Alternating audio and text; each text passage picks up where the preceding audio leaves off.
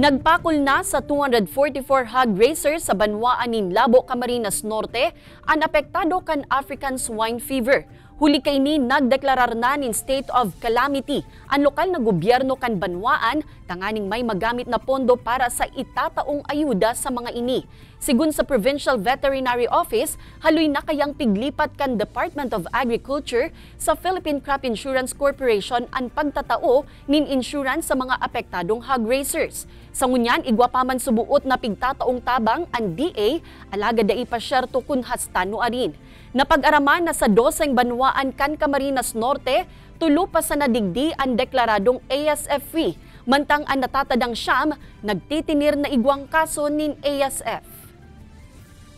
Magbibigay po ng tulong pinansyal ang pamahalaang bayan sa mga nag-aalaga ng baboy na napermisyo ng ASF. At sa kasalukuyan po, handa na ang pera, mag-i-schedule na lamang po kami ng araw para bigyan po ng tulong natin yung mga naapektuhan ng ASF